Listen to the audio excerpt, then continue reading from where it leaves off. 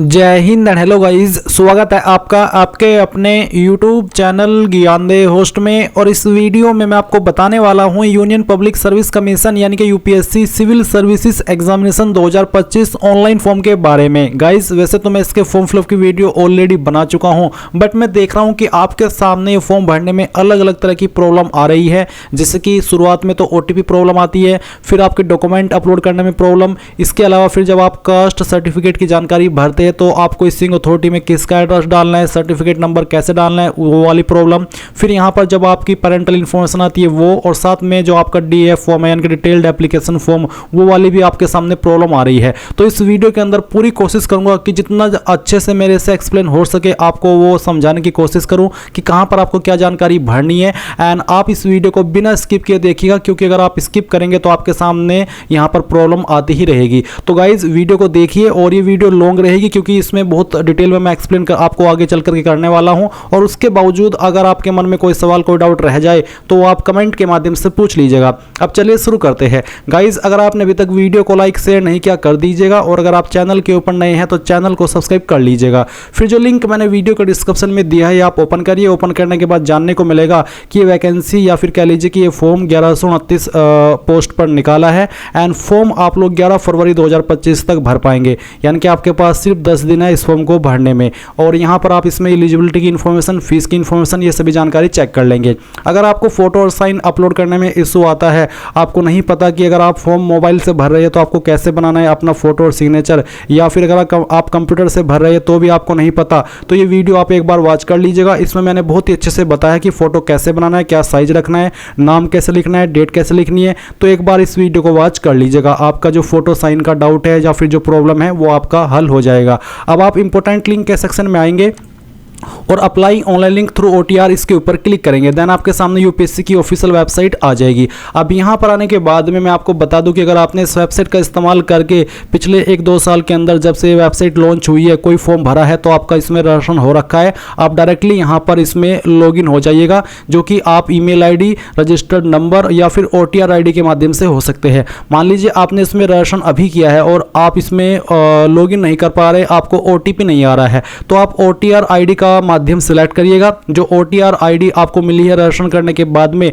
वो यहाँ पर डाल दीजिएगा। जो पासवर्ड आपने बनाया वो पासवर्ड भर दीजिएगा और वेरिफिकेशन कोड डाल करके लॉगिन कर लीजिएगा। यानी कि आपको किसी OTP की आवश्यकता नहीं पड़ेगी, क्योंकि ईमेल और नंबर पर OTP की जरूरत पड़ती है और OTP नहीं आते हैं सर्वर डाउन की वजह से। इसलिए आप यहाँ पर OTR ID माध्यम सिलेक्ट करके इसमें लॉगिन होकर के आगे का जो फॉर्म है वो कंप्लीट कर लीजिए। और अगर कोई सर्वर एरर आ रहा है तो आपको अपने ब्राउजर की हिस्ट्री या फिर कुकीज उसको डिलीट कर लेना है। आप यहां पर Ctrl+H दबाइएगा और फिर जो आपकी यहां पर डिलीट ब्राउजिंग डाटा ये है, ये आपको क्लिक करके इसको डिलीट कर लेना है। जैसे आप इसको डिलीट कर लेंगे तो ये वेबसाइट आपके सामने कंप्यूटर में ओपन हो जाएगी। अब गाइज अगर आप बिल्कुल फ्रेशर है, आपने इस वेबसाइट का इस्तेमाल करके कोई फॉर्म नहीं भरा, तो आपको इसमें नया रजिस्ट्रेशन करना होगा। इसके लिए गाइज आप यहाँ पर न्यू रजिस्ट्रेशन इसके ऊपर क्लिक करेंगे।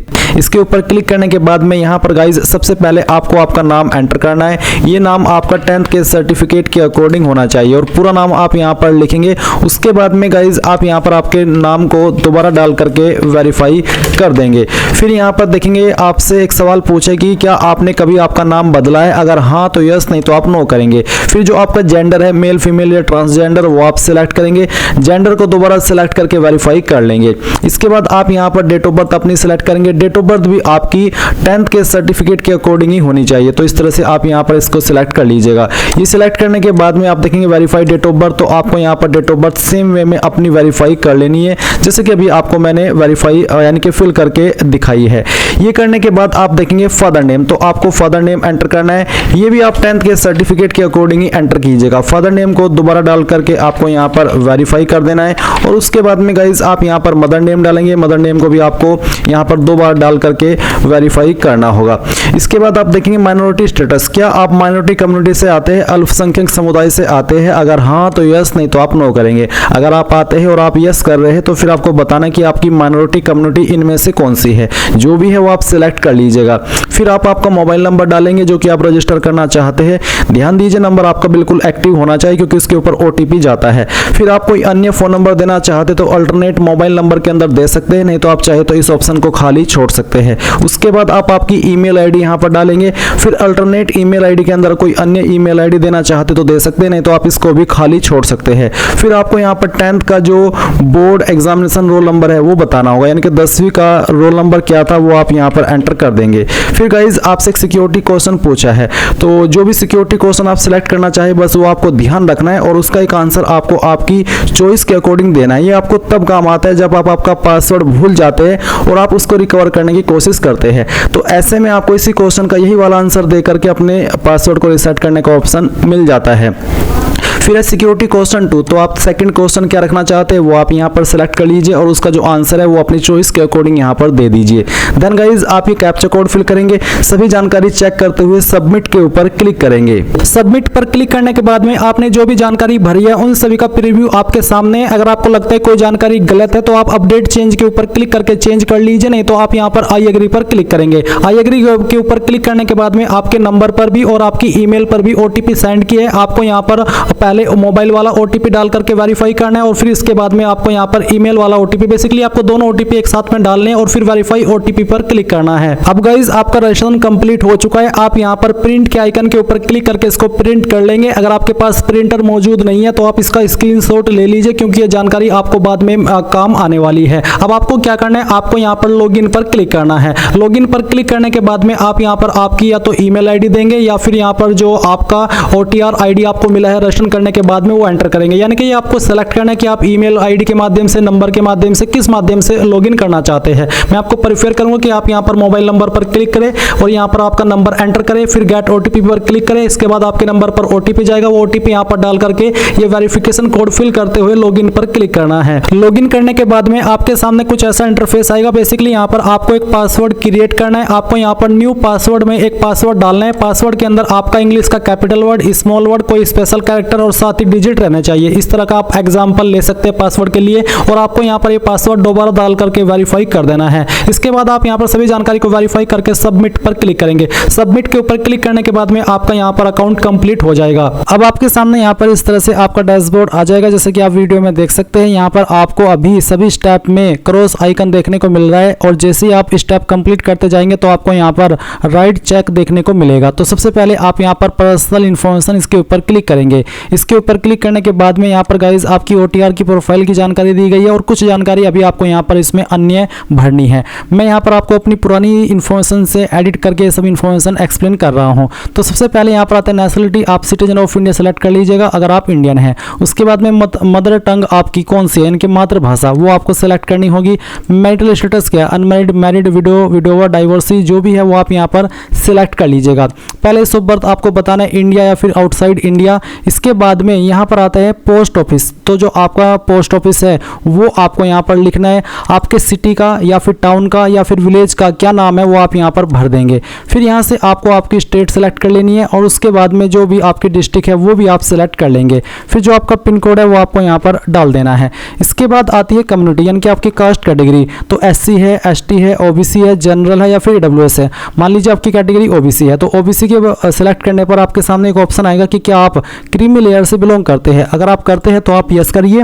यस करने के बाद में यहाँ पर आता है कि candidates belonging to OBCs but coming in the creamy layer and thus not being entitled to OBC reservation will be treated as general community.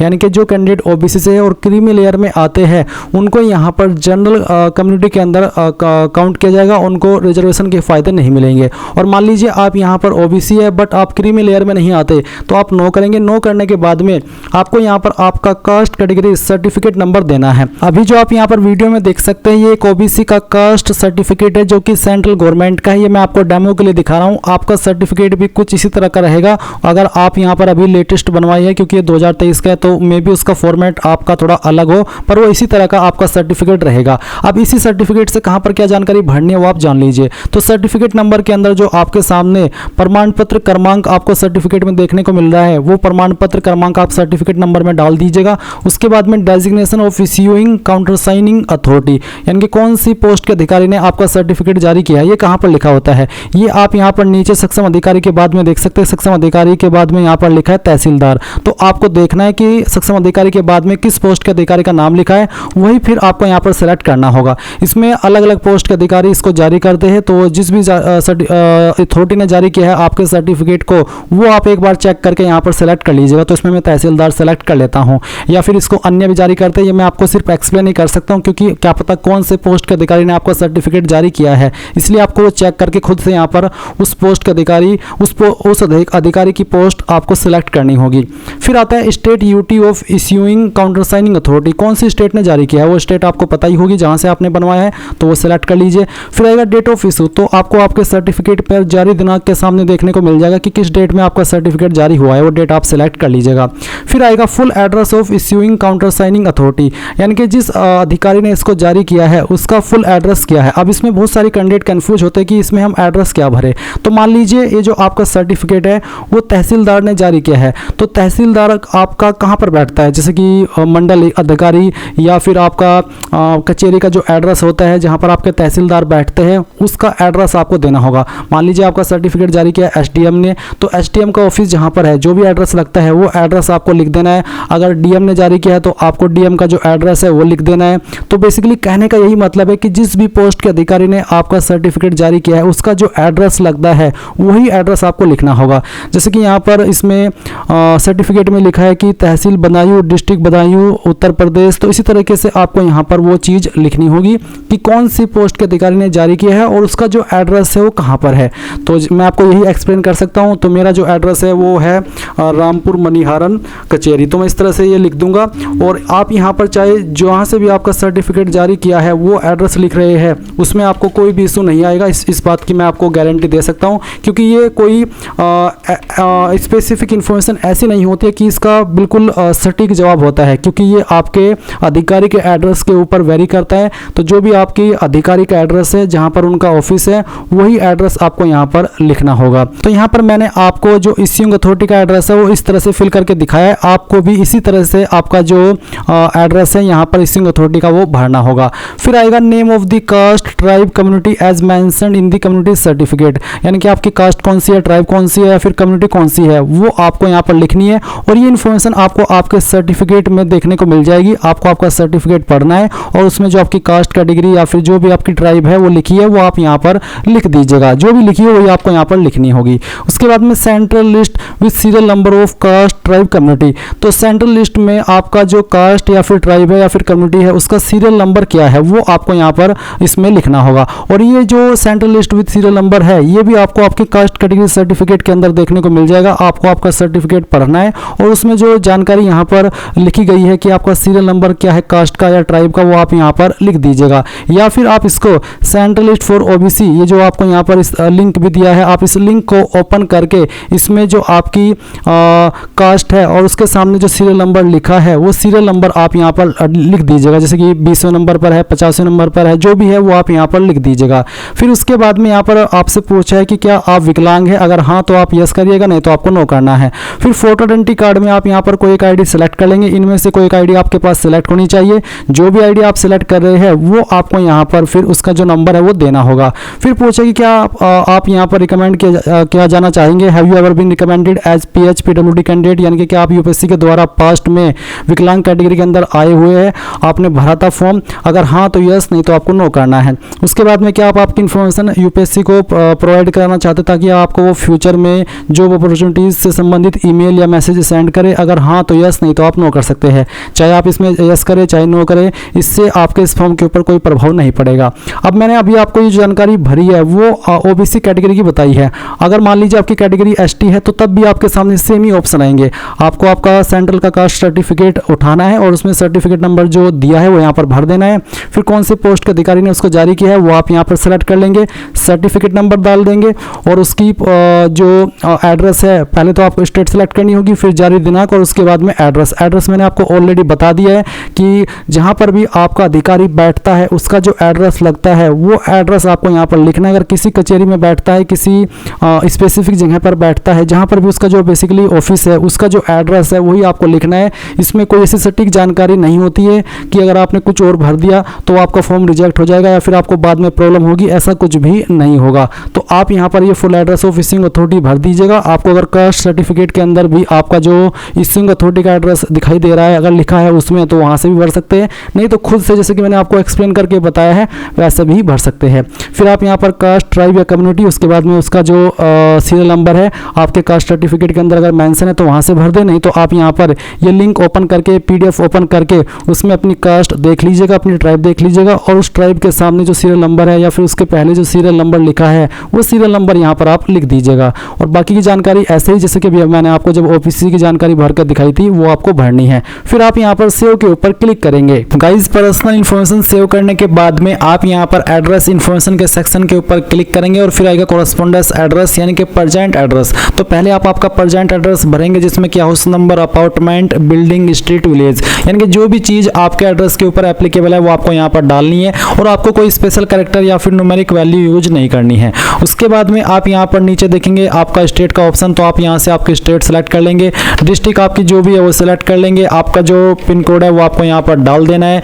अगर आपका कोई लैंडलाइन नंबर है वो डाल देंगे, कोई फैक्स नंबर है वो भी आप यहाँ पर डाल देंगे। ऊपर की इन 3 लाइन के अंदर आपको जो आपका एड्रेस है स्टेट, डिस्ट्रिक्ट छोड़ करके बाकी का एड्रेस आपको भरना है और सेव के ऊपर क्लिक करना है।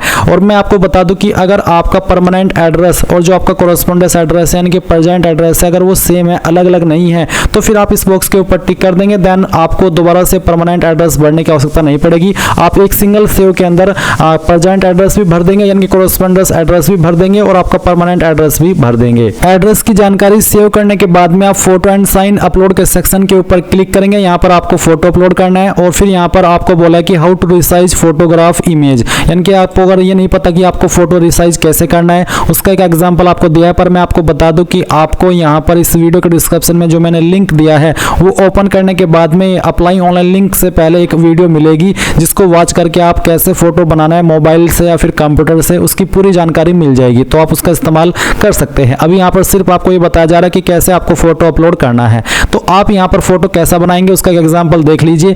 आपको फोटो इस तरह का रखना है जिसमें कि नेम के बाद में आपका नाम लिखना है, फिर फोटोग्राफ डेट के बाद में आपकी डेट लिखनी है कि किस डेट में आपने फोटो को लिया है और फोटो के ऊपर डेट ज़्यादा पुरानी नहीं होनी चाहिए। इसके अलावा आपके फोटो का फॉर्मेट JPG रहना चाहिए और जो डायमेंशन है वो आपका 550 पिक्सल वाइड और 550 पिक्सल ही हाइट होनी चाहिए। इसके अलावा जो आपका साइज है फोटो का वो 20 से 300 KB के बीच में रहना चाहिए और जो एक्सेप्ट नहीं होंगे फोटोज वो आपको यहाँ पर बताए हैं। तो आप चूज फाइल के ऊपर क्लिक करेंगे और जहाँ पर भी फोटो फाइल है वो आपको सिलेक्ट करनी है। मैं यहाँ पर आपको दिखा रहा हूँ रियल फोटो अपलोड करके मैंने ये फाइल सेलेक्ट की, ओपन किया। ओपन करने के बाद में यहाँ पर आई हरबे डिक्लेयर दैट फोटोग्राफ माइन, आप इसके ऊपर टिक करेंगे और सेव के ऊपर क्लिक कर देंगे। सेव के ऊपर क्लिक करने के बाद देख लीजिए आपका फोटो इस तरह से आ जाएगा।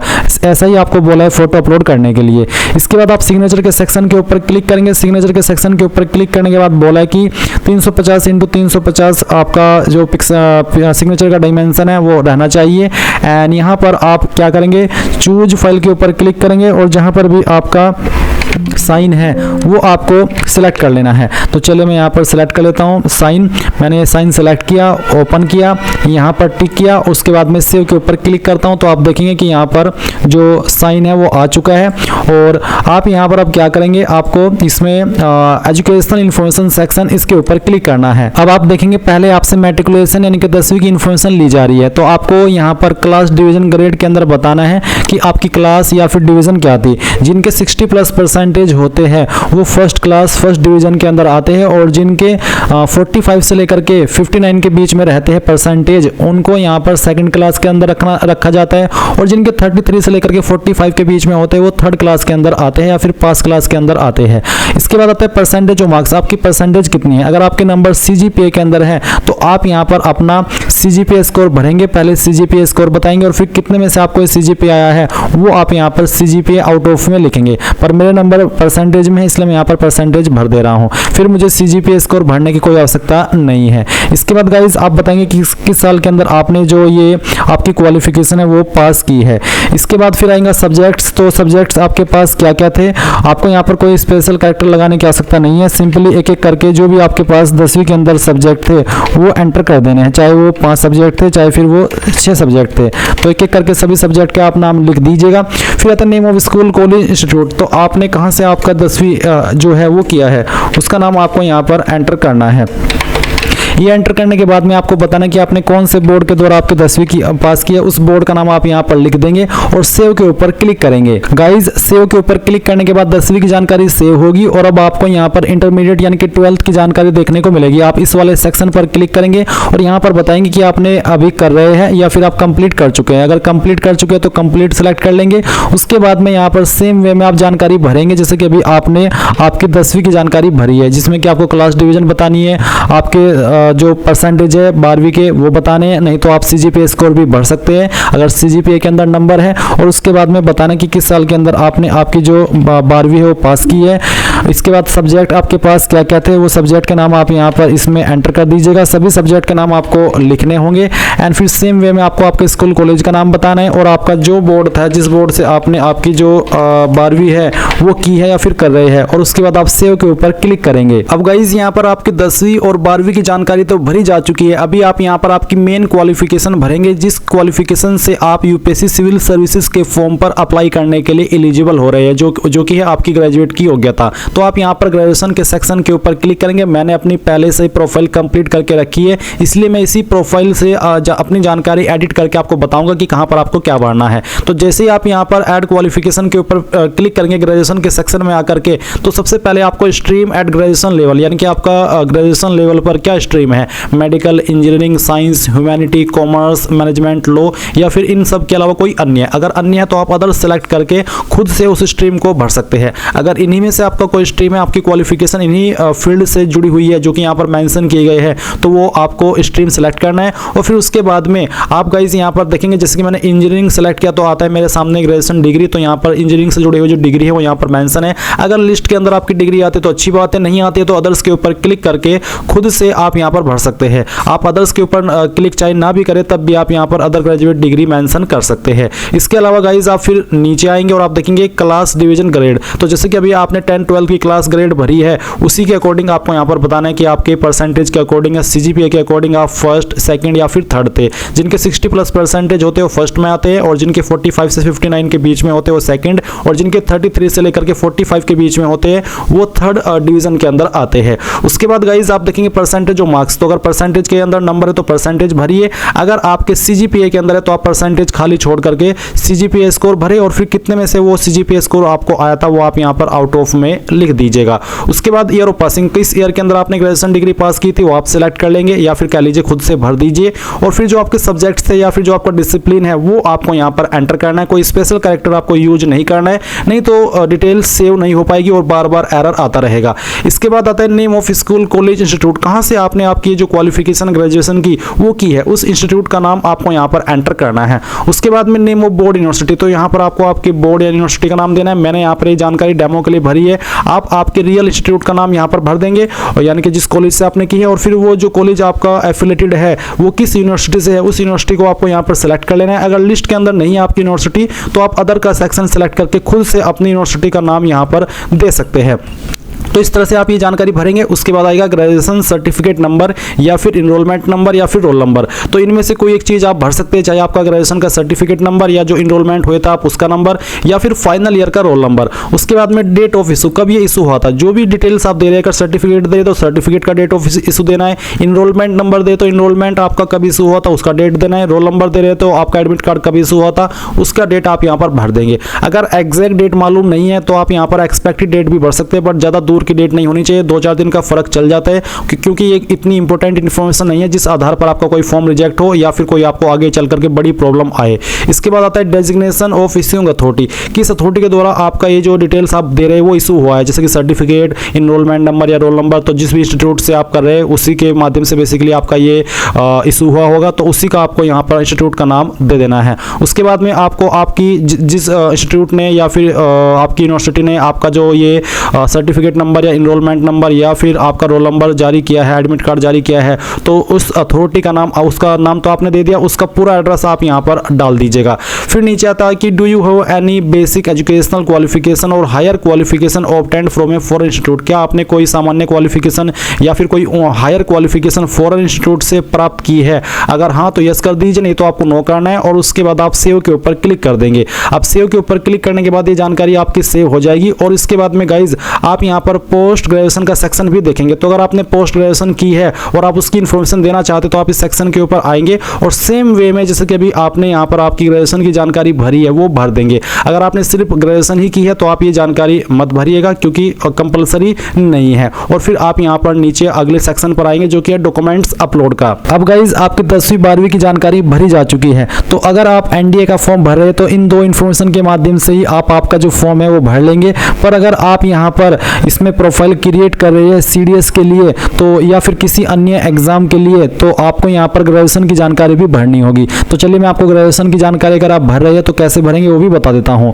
तो यहाँ पर मैंने ग्रेजुएशन स्टेटस में कंप्लीट सेलेक्ट कर लिया। अगर आप कंप्लीट कर चुके तभी सेलेक्ट कीजिएगा, कर रहे हैं तो एपियरिंग सेलेक्ट कर सकते हैं। तो अगर मैं कंप्लीट सेलेक्ट करता हूँ तो यहाँ पर जानकारी भरने के ऑप्शन आ चुके हैं। आपको पहले आपका स्ट्रीम बताना है ग्रेजुएशन लेवल का, मेडिकल है, इंजीनियरिंग है, साइंस है, ह्यूमैनिटी है, कॉमर्स है, अकाउंट मैनेजमेंट, लॉ या अदर, या फिर बेसिकली इनमें है तो इनमें, अगर अदर है तो अदर सेलेक्ट कर लीजिएगा। तो चलिए मैं एक एग्जांपल के लिए इंजीनियरिंग सेलेक्ट कर लेता हूं। फिर आपको आपकी ग्रेजुएशन डिग्री यहां पर सेलेक्ट कर लेनी है। इंजीनियरिंग की कैटेगरी में इनमें से कौन सी है, अगर इनमें भी नहीं है तो आप अदर के ऊपर क्लिक करके खुद से भर सकते हैं।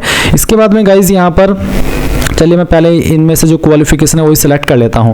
अब आते हैं क्लास डिवीजन ग्रेड। तो सेम वे में बताना है कि आपकी क्लास डिवीजन या फिर ग्रेड क्या है, परसेंटेज और मार्क्स क्या है वो भर दीजिए। अगर सीजीपीए के अंदर है तो आप सीजीपीए भी भर सकते हैं। फिर किस साल के अंदर आपने आपकी क्वालिफिकेशन पास की है वो साल आप यहाँ पर इसमें भर दीजिएगा। फिर सब्जेक्ट्स या फिर स्पेशलाइजेशन क्या था वो आप यहाँ पर लिखिएगा। आपके स्कूल कॉलेज इंस्टीट्यूट का नाम आपको यहाँ पर देना है।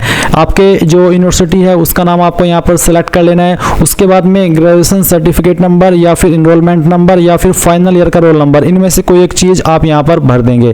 किस डेट में आपका सर्टिफिकेट इशू हुआ है वो डेट आप यहाँ पर सिलेक्ट कर लेंगे।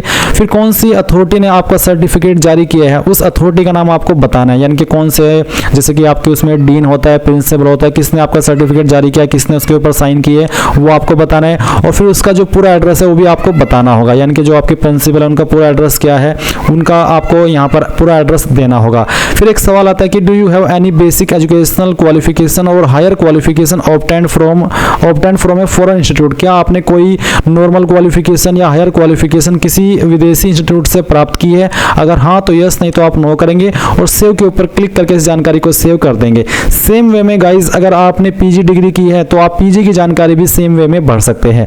अब इसके बाद में गाइज आप यहाँ पर डॉक्यूमेंट्स अपलोड इस सेक्शन के ऊपर क्लिक करेंगे। अब गाइज यहाँ पर आपके सामने डॉक्यूमेंट्स अपलोड का सेक्शन आ जाएगा। वैसे मैं आपको बता दूं कि मैंने ये जो प्रोसेस है ओटीआर का प्रोफाइल कंप्लीट करने का वो पहले ही कंप्लीट कर लिया है और ये वीडियो जब मैं आपके लिए बना रहा हूँ तो इस पार्ट को मैं दोबारा से यहाँ पर रिकॉर्ड कर रहा हूँ ताकि जो भी आपके सवाल डाउट है डॉक्यूमेंट्स अपलोड करने को लेकर के या फिर इस जानकारी को समझने को लेकर के वो मैं आपको अच्छे से क्लियर कर सकूँ और आपको बता सकूँ कि कहाँ पर आपको क्या डॉक्यूमेंट अपलोड करना है और किस चीज़ का आपको ध्यान रखना है। तो वीडियो को आपको यहाँ से अच्छे से समझना है। तो गाइज यहाँ पर आपको जिन डॉक्यूमेंट के सामने इस तरह का रेड स्टार लगा हुआ है इसका मतलब है कि ये आपको 100% अपलोड करना होगा। बिना इसके अपलोड किए आप फॉर्म में आगे नहीं बढ़ पाएंगे। तो जो डॉक्यूमेंट्स आपके ऊपर लागू हो रहे हैं वो आपको यहाँ पर इस तरह से स्टार के देखने को मिलेंगे। तो पहले आता है मैट्रिकुलेशन सर्टिफिकेट जिसमें कि आप आपका 10वीं का सर्टिफिकेट भी अपलोड कर सकते हैं। अगर वो नहीं है तो आप यहाँ पर स्कूल लिविंग सर्टिफिकेट भी अपलोड कर सकते हैं क्योंकि ये आपके डेट ऑफ बर्थ के प्रमाण के रूप में आपसे लिया जा रहा है।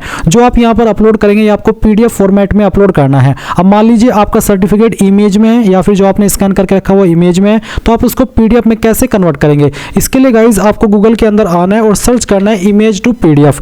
ये आपने सर्च किया, सर्च करने पर पहले वाली वेबसाइट आ जाएगी।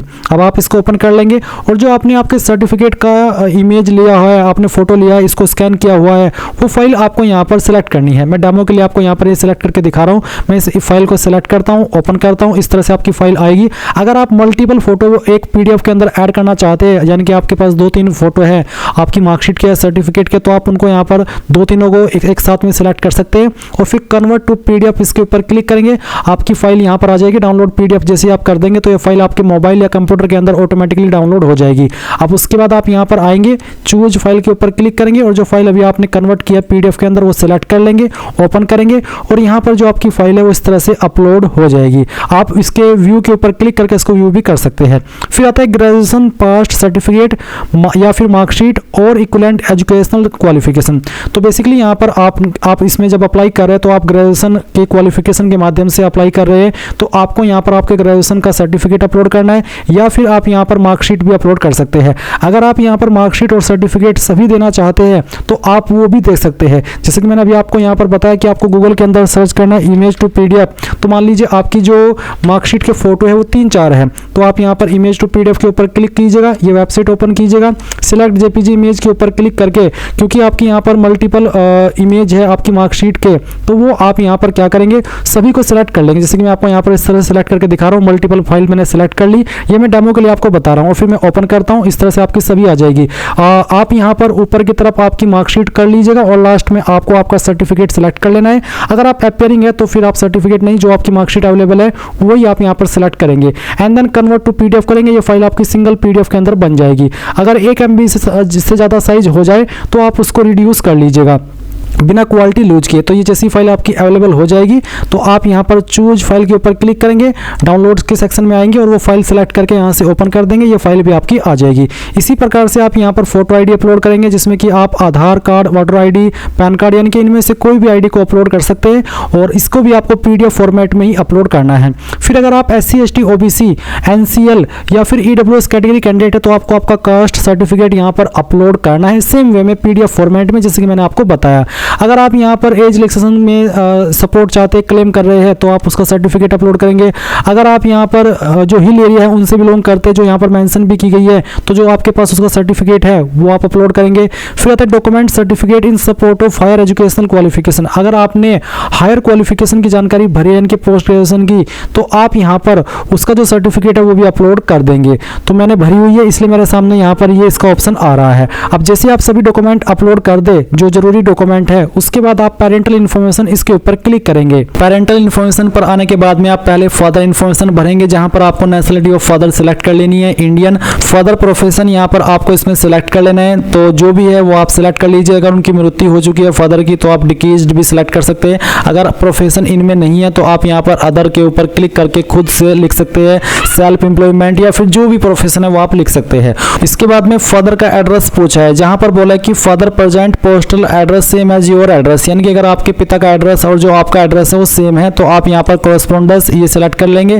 और देखेंगे कि जो एड्रेस आपने अपना भरा था वही एड्रेस यहाँ पर आ चुका है। पर अगर वो अलग है तो आप रिसेट एड्रेस के ऊपर क्लिक करके खुद से अपने फादर का एड्रेस यहाँ पर भर सकते हैं। फिर यहाँ पर नीचे की तरफ आप आएंगे तो देखेंगे if your father is in service indicate the post held by him, if retired indicate last post held by him, यानी कि अगर आपके पिताजी सर्विस के अंदर है तो आपको यहाँ पर वो कौन सी पोस्ट के ऊपर अभी काम कर रहे हैं वो आपको बताना है, और अगर वो रिटायर हो चुके हैं तो फिर अब वो कौन सी लास्ट पोस्ट पर थे उसका नाम आपको देना है। पर अगर वो नहीं है अभी जॉब के अंदर तो फिर आप यहाँ पर नॉट एप्लीकेबल इस तरह से लिख देंगे। और annual income of your father, अगर आपके फादर डिकीज यानी कि उनकी मृत्यु हो चुकी है तो आप यहाँ पर 0 लिखेंगे, नहीं तो आपकी फादर की एनुअल इनकम क्या है वो आपको यहाँ पर एंटर कर देनी है इस तरह से। फिर state to which your father originally belong, कौन सी स्टेट के आपके फादर स्थायी निवासी है वो स्टेट सेलेक्ट कर लेनी है, और फिर कौन सी स्टेट से वो ओरिजिनली बिलोंग करते हैं, सॉरी स्टेट से नहीं बल्कि डिस्ट्रिक्ट से, वो आपको सेलेक्ट करनी है और उसके बाद आप सेव के ऊपर क्लिक कर देंगे। इसके बाद गाइज आप यहाँ पर मदर इन्फॉर्मेशन के सेक्शन के ऊपर आएंगे और सेम वे में आपको मदर की इन्फॉर्मेशन भी भरनी है। तो नेशनलिटी सेलेक्ट कर लेंगे, फिर मदर का प्रोफेशन सेलेक्ट कर लेंगे जो भी है, उसके बाद में आप यहाँ पर नीचे की तरफ एड्रेस को बता देंगे कि क्या एड्रेस है, या फिर आप चाहे तो फादर एड्रेस का ऑप्शन टिक करके जो आपके फादर का एड्रेस है वो यहाँ पर आ जाएगा।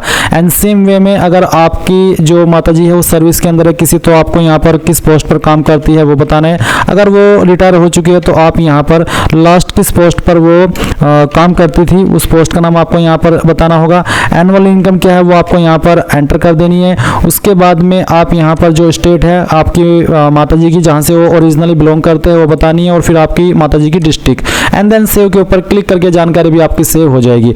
अब आप यहाँ पर क्या करेंगे, आपको एम्प्लॉयमेंट इन्फॉर्मेशन सेक्शन के ऊपर क्लिक करना है। यहाँ पर पूछा है योर प्रेजेंट एम्प्लॉयमेंट, अगर आप यहाँ पर इनमें से किसी स्टेट डिपार्टमेंट के अंदर एम्प्लॉयड है जैसे कि central central state, PSU, private, other, तो आप बता दीजिए। अगर आप अभी नॉट एम्प्लॉयड है तो नॉट एम्प्लॉयड के ऊपर क्लिक करेंगे। फिर आपसे पूछेगी क्या कभी आपने जॉब की है, एम्प्लॉयड रहे हैं, अगर हाँ तो यस। यस करने के बाद मैं आपको बताना कि गवर्नमेंट पब्लिक एंटरप्राइज, अगर हाँ तो यस, नहीं तो अगर यस तो फिर बताएंगे इफ गवर्नमेंट सर्विस, तो आपको इंटीमेशन शुरुआती डेट बतानी कि कब आपने जॉब ज्वाइन की थी। अगर नो तो आप नो कर सकते हैं, पर अगर आप कभी एम्प्लॉयड हुए नहीं है अभी तक तो आप नो कर दीजिएगा सिंपली। फिर पूछेगी have you ever been self employed, क्या आपने कभी सेल्फ एम्प्लॉयड यानी कि खुद से कोई काम करा है, अगर हाँ तो यस, नहीं तो आप यहाँ पर नो भी कर सकते हैं। उसके बाद आप सेव कर देंगे, ये जानकारी आपकी यहाँ पर सेव हो जाएगी।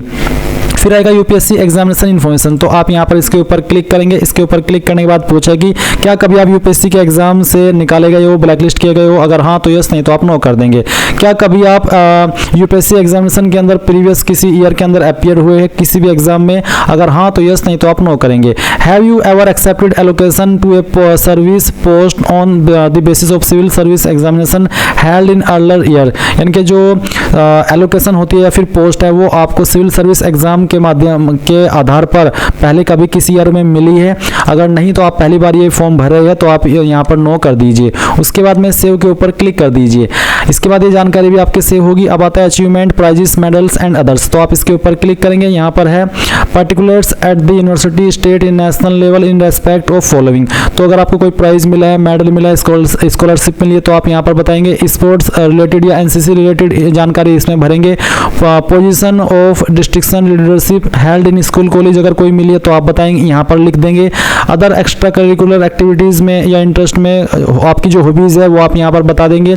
उसके बाद एक सवाल है कि वेदर योर फैमिली ओन्स और possess any of the following asset, 5 एकड़ ऑफ एग्रीकल्चर लैंड या फिर उससे ज़्यादा, रेसिडेंटल फ्लैट 1000 स्क्वायर फीट या उससे ज़्यादा, residential plot 100 square yards and above in notified municipalities, residential plot of 200 square yards and above in area other than notified municipalities. अगर आपके पास इनमें से कोई एक चीज़ भी है तो आप यस करिए, अगर नहीं है तो आप नो कर दीजिए। यस करने पर भी कोई अतिरिक्त ऑप्शन नहीं आ रहा है। इसके बाद लैंग्वेज इंक्लूडिंग इंडियन लैंग्वेज, तो आपको यहाँ पर लैंग्वेज की जानकारी देनी है। पहले आप बताएंगे यहाँ पर लैंग्वेज, उसके बाद में आपको जैसे कि इसमें है रीड ओनली, स्पीक ओनली, तो मैं यहाँ पर इसमें भी हिंदी कर लेता हूँ, स्पीक ओनली। फिर रीड एंड स्पीक, तो रीड एंड स्पीक मैं यहाँ पर हिंदी कर सकता हूँ। उसके बाद रीड, राइट एंड स्पीक, तो ये भी मैं कर सकता हूँ। एग्जामिनेशन पास, तो अगर आपने कोई एग्जाम पास किया है तो आप यहाँ पर बता दीजिए। जैसे कि मैंने 10वीं हिंदी के अंदर पढ़ी है और उसमें एग्जाम भी पास किया, तो मैं ऐड के ऊपर क्लिक करता हूँ। ऐड के ऊपर क्लिक करने के बाद में यहाँ पर जानकारी आ चुकी है, रीड भी कर सकता हूँ, बोल भी सकता हूँ। इसी तरह से आप यहाँ पर जो आपको सेकंड लैंग्वेज आती है वो सेकंड लैंग्वेज भी आप सिलेक्ट कर लीजिएगा। यहाँ पर सिर्फ इंडियन लैंग्वेज है, कोई अन्य लैंग्वेज नहीं है, यानी कि इंग्लिश का ऑप्शन इसमें नहीं है। तो आप यहाँ पर कोई अन्य लैंग्वेज जो कि इंडियन ही हो वो आपको आती है तो सेम वे में आप बता देंगे और फिर सेव के ऊपर क्लिक कर देंगे। सेव के ऊपर क्लिक करने के बाद गाइज आप यहाँ पर देखेंगे कि जो आपकी OTR प्रोफाइल की इंफॉर्मेशन है वो आपकी कंप्लीट हो चुकी है। अगर आप यहाँ पर ग्रीन चेक देख पा रहे हैं तो इसका मतलब है कि आपके सभी फील्ड भरे जा चुके हैं और आपने सभी जानकारी भर ली है। अभी आपको इसमें अप्लाई करना है, मेन अप्लाई अब आपका शुरू होगा। ये आपने अभी तक आपकी प्रोफाइल कंप्लीट की है तो आप अप्लाई करने के लिए यहाँ पर लेटेस्ट नोटिफिकेशन इसके ऊपर क्लिक करेंगे। लेटेस्ट नोटिफिकेशन के ऊपर क्लिक करने के बाद गाइज आपके सामने यहाँ पर सिविल सर्विसेज प्रीलिमिनरी एग्जाम 2025 आ जाएगा। अभी आप यहाँ पर देख सकते हैं इसमें अपडेट एडिट OTR, यानी कि अगर आप अपने पार्ट 1 को अपडेट करना चाहते हैं, एडिट करना चाहते हैं तो आप इस ऑप्शन के ऊपर क्लिक करके कर लेंगे, नहीं तो आपको यहाँ पर क्लिक हियर फॉर पार्ट 1 इसके ऊपर क्लिक करना है। देन आपके सामने इंस्ट्रक्शंस आएंगे, आप इन सभी को चेक करते हुए नीचे की तरफ आएंगे। फिर आपको यहाँ पर यस के ऊपर क्लिक करना है और यहाँ से ओके कर देना है। अब यस करने के बाद जो आपने अभी अपना OTR प्रोफाइल कंप्लीट किया है वो आप देख सकते हैं कि सभी इसमें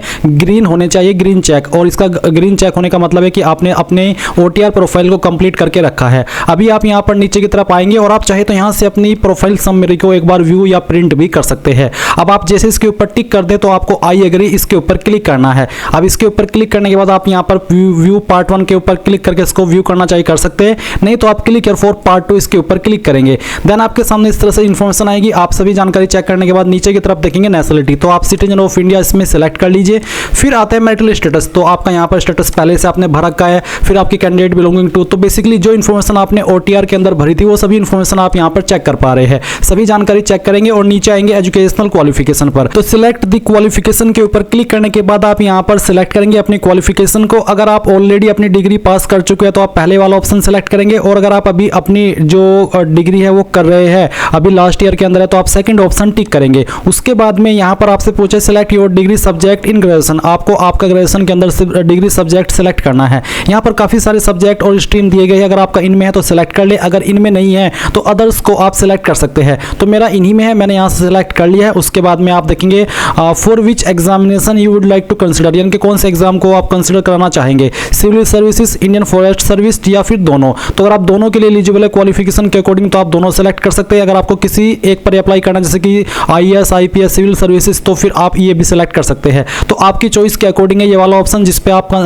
कंसिडर कराना चाहते हैं, अपने आप को प्रेफरेंस देना चाहते हैं, वो आप दे सकते हैं। फिर आप एड्रेस की इन्फॉर्मेशन देखेंगे जो कि आपको चेक करनी है, और उसके बाद में कंटिन्यू इसके ऊपर क्लिक करना है। अब आता है क्लेमिंग एज रिलैक्सेशन, यानी कि जो आयु सीमा के अंदर छूट मिलती है, क्या आप उसको क्लेम करना चाहते हैं? अगर हाँ तो यस कर दीजिए, अगर नहीं तो आप नो कर सकते हैं। अगर आप ओवर एज हो चुके हैं तभी आप यहाँ पर यस करके इसमें क्लेम कीजिएगा, ओवर एज नहीं हुआ तो कोई जरूरत आपको इसको क्लेम करने की है नहीं। अब आप यहाँ पर नीचे देखेंगे डॉक्यूमेंट्स, तो आप डॉक्यूमेंट्स को भी वेरीफाई कर लीजिएगा। तो गाइज यहाँ पर जैसे ही आप अपने डॉक्यूमेंट व्यू करेंगे, अगर मान लीजिए आप अपने डॉक्यूमेंट को व्यू कर रहे हैं और फिर भी आपको यहाँ पर आगे बढ़ने का जो ऑप्शन है वो नहीं मिल रहा है, तो इसका मतलब है कि आपको डॉक्यूमेंट के सेक्शन में जाकर के फिर से अपनी सेम फाइल को अपलोड करना है, जो कि वहाँ पर आपको अपलोड करने को बोली जा रही है, जैसे कि 10th का सर्टिफिकेट, 12th का, डिग्री का। तो अगेन उन फाइल को आप अपलोड कर देंगे और फिर आप यहाँ पर व्यू डॉक्यूमेंट अपलोडेड के ऊपर क्लिक करके उनको व्यू भी कर लेंगे। इसमें आप क्या देख सकते हैं, upload the certificate of graduation, यानी कि ग्रेजुएशन का सर्टिफिकेट आपको अपलोड कर देना है, और साथ ही यहाँ पर जो अगर आप SC ST कैंडिडेट है तो आपको आपका कास्ट सर्टिफिकेट अपलोड करना है। उसके बाद आप यहाँ पर कंटिन्यू इसके ऊपर क्लिक करेंगे। अब आपके सामने आपकी जो आईडी की इन्फॉर्मेशन है वो आएगी, आप यहाँ पर इसको देखेंगे। फिर आपसे पूछे please indicate your percentage at the graduation level, graduation level पर आपकी परसेंटेज कितनी है वो आप यहाँ पर डाल दीजिए। फिर number of attempts already made in civil services examination, यानी कि अगर आपने सिविल सर्विस एग्जाम पहले भी दिया तो आपने कितने अटेम्प्ट दिए हैं उनकी संख्या आपको यहाँ पर बतानी है। अगर आप फर्स्ट टाइम ये फॉर्म भर रहे हैं तो आप यहाँ पर इसमें 0 लिख दीजिएगा। फिर नीचे आता है सेंटर फॉर CSM एग्जामिनेशन, तो आप यहाँ पर जो आपका सिविल सर्विस का मेन एग्जाम है वो आप कौन सी सिटी में देना चाहते हैं वो आप सेलेक्ट कर लीजिए। फिर language medium for examination for paper 1 to 5, यानी कि पेपर 1 से लेकर के पेपर 5 की परीक्षा के लिए भाषा का माध्यम आप क्या रखना चाहते हैं वो आपको अपनी चॉइस के अकॉर्डिंग सेलेक्ट कर लेना है। अगला सवाल है कि 6ठे और 7वें पेपर के लिए वैकल्पिक विषय आप क्या रखना चाहते हैं, आपकी चॉइस के अकॉर्डिंग वो भी आप यहाँ पर इनमें से सिलेक्ट कर लीजिए। ये सिलेक्ट करने के बाद में आप यहाँ पर देखेंगे 6ठे और 7वें पेपर के वैकल्पिक विषय का भाषा माध्यम, तो किस लैंग्वेज में आप चाहते हैं ये पेपर वो आप सेलेक्ट कर लीजिए आपकी चॉइस के अकॉर्डिंग। और सवाल आता है अगला कि क्या आप अरुणाचल प्रदेश, मणिपुर, मेघालय, मिजोरम, नागालैंड, सिक्किम के रहने वाले हैं? अगर है तो यस, नहीं तो आप नो कर दीजिए। उसके बाद में आता है कि यदि नहीं तो पेपर ए हेतु भाषा का चयन करें, कि पेपर 1 आप किस लैंग्वेज में देना चाहते हैं वो लैंग्वेज आप सेलेक्ट कर लीजिए। उसके बाद आप कंटिन्यू इसके ऊपर क्लिक करेंगे।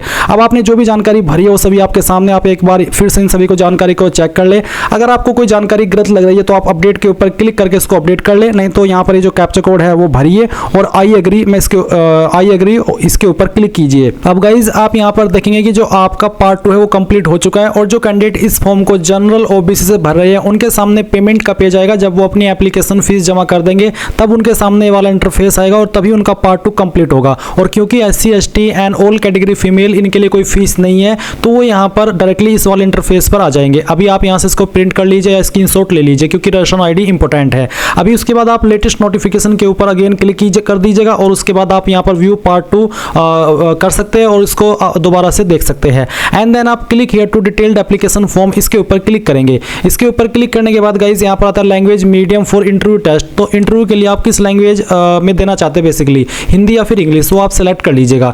अगला सवाल है कि वेदर फादर अलाइव डिकेज्ड, यानी कि आपके पिताजी उनका देहांत हो चुका है या फिर वो जिंदा है, अलाइव तो अलाइव और डिकेज्ड है तो डिकेज्ड। उसके बाद में मदर का आपको सेम वे में स्टेटस बताना है। एंड देन यहाँ पर आएगा do you possess the prescribed educational qualification, यानी कि जो जरूरी क्वालिफिकेशन है जो मांगी अप्लाई करने के लिए क्या वो आपके पास है, तो आप यहाँ पर इसमें यस कर दीजिए। यस करने के बाद में आप सेव एंड कंटिन्यू इसके ऊपर क्लिक करेंगे। एंड देन गाइज यहाँ पर आपके सामने कुछ ऐसा इंटरफेस आएगा। अब आपको यहाँ पर आपकी सर्विस की प्रेफरेंस देनी है कि आपको किस नंबर पर किसको प्रेफरेंस देनी है, तो आपकी चॉइस के अकॉर्डिंग आप इनको प्रेफरेंस दे दीजिएगा।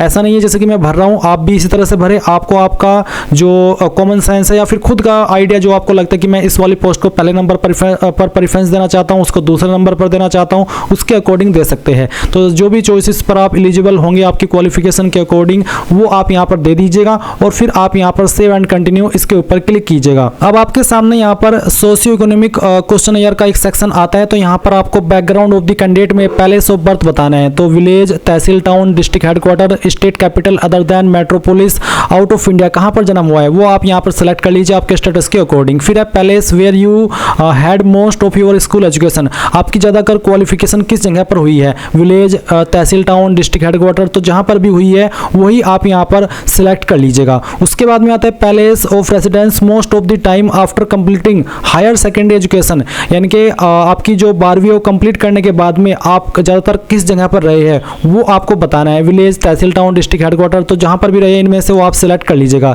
अगला सवाल है कि place of stay of father guardian most of the time during the last 15 year, यानी कि पिछले 15 साल के अंदर आपके पिताजी या फिर जो आपके गार्जियन है वो कहाँ पर रहे ज़्यादा, तो आपको बताना है इनमें से जो भी आपका स्टेटस है, डिस्ट्रिक्ट हेडक्वार्टर, तहसील, टाउन, तो वो आप सिलेक्ट कर लीजिएगा। फिर सवाल आता है कि after taking into account of your place of birth, place of schooling, place of college education and employment, your father's guardians place of stay, do you consider your background as rural और urban, यानी कि जो आपने यहाँ पर अभी answer किया है इसके अकॉर्डिंग अपने आप को आप किस जगह पर काउंट करते हैं, ग्रामीण एरिया या फिर शहरी एरिया, तो आपके स्टेटस के अकॉर्डिंग आपको सेलेक्ट कर लेना है। इसके बाद आता है एजुकेशनल पर्टिकुलर्स, तो यहाँ पर स्कूल ऑफ लिविंग आपको बताना है, इसमें मीडियम ऑफ इंस्ट्रक्शन है, तो स्कूल लेवल आपका क्या है आप बताइए, हिंदी मीडियम था, इंग्लिश मीडियम था, रीजनल लैंग्वेज थी या फिर अदर थी, जो भी था वो आप सेलेक्ट कर लीजिएगा। कॉलेज लेवल क्या का मीडियम क्या था वो आप सेलेक्ट कर लीजिएगा। Type of institute attendant at school level, तो आपने स्कूल लेवल पर जो अपनी पढ़ाई की है वो किस स्कूल से की है, government school, public school, aided private school, missionary school या फिर अदर, तो जिससे भी की है वो आप यहाँ पर सिलेक्ट कर लीजिएगा। उसके बाद में आपको 12वीं का बताना है सेम वे में, और फिर यहाँ पर नीचे आएंगे तो ग्रेजुएशन की जानकारी बताएंगे सेम वे में। आपका यहाँ पर सवाल है कि academic discipline, please mention the academic discipline of educational qualification completed, humanities, commerce, science, engineering, तो जिसमें भी की है वो आप सिलेक्ट कर लीजिएगा। पोस्ट ग्रेजुएशन की अगर आपने जानकारी भरी है तो उसका भी स्टेटस सेम वे में आप बता देंगे। फिर यहाँ पर एमफिल, पीएचडी अगर की है तो भर देंगे, नहीं तो आप इसको ऐसे ही छोड़ देंगे। Employment status, present employment status of the candidate, तो अभी आपका करंट स्टेटस क्या है, एम्प्लॉयड है, अनएम्प्लॉयड है, स्टूडेंट है, रिसर्च स्कॉलर या अदर, तो जो भी है, अगर रोजगार है तो एम्प्लॉयड, अनएम्प्लॉयड, बेरोजगार के लिए सिलेक्ट करेंगे, और स्टूडेंट है तो स्टूडेंट, तो जो भी स्टेटस है वो आप सिलेक्ट कर लीजिएगा। फिर आता है कि selection in previous civil service examination, have you been selected on the basis of previous civil service examination, क्या आप सिलेक्ट किए हुए प्रीवियस सिविल सर्विस एग्जाम के आधार पर, अगर हाँ तो यस, या फिर नो, या फिर नॉट एप्लीकेबल, अगर नॉट एप्लीकेबल है तो आप नॉट एप्लीकेबल भी सिलेक्ट कर सकते हैं।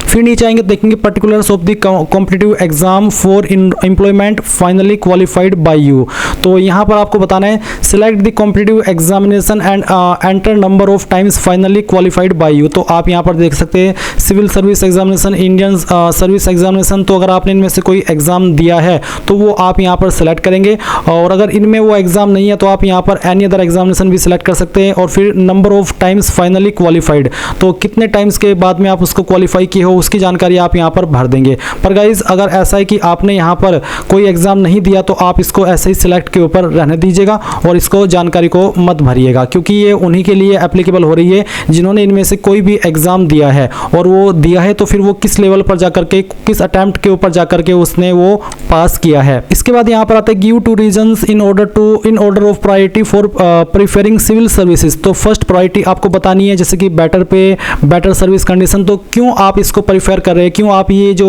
आपका यूपीएससी सिविल सर्विस एग्जाम है वो देना चाहते हैं, या फिर आप सिविल सर्विस या सिविल सर्वेंट बनना चाहते हैं, तो कोई भी एक रीजन आपकी चॉइस के अकॉर्डिंग आप यहाँ पर बता सकते हैं इनमें से जो कि यहाँ पर आपको मेंशन किए गए हैं। जो मैं सिलेक्ट कर रहा हूँ उसके ऊपर ना जाकर के आप अपनी चॉइस के अकॉर्डिंग अपना जवाब यहाँ पर दीजिएगा। सेकंड प्रायोरिटी आप यहाँ पर बता सकते हैं, जो भी है आपका वो आप दे दीजिएगा। फिर है बैकग्राउंड ऑफ पेरेंट गार्जियन, तो फादर गार्जियन का जो बैकग्राउंड है उसके इन्फॉर्मेशन आपको देना है, तो सिलेक्ट एजुकेशनल क्वालिफिकेशन, आपके पिताजी की क्वालिफिकेशन क्या है वो आप सिलेक्ट कर लीजिएगा।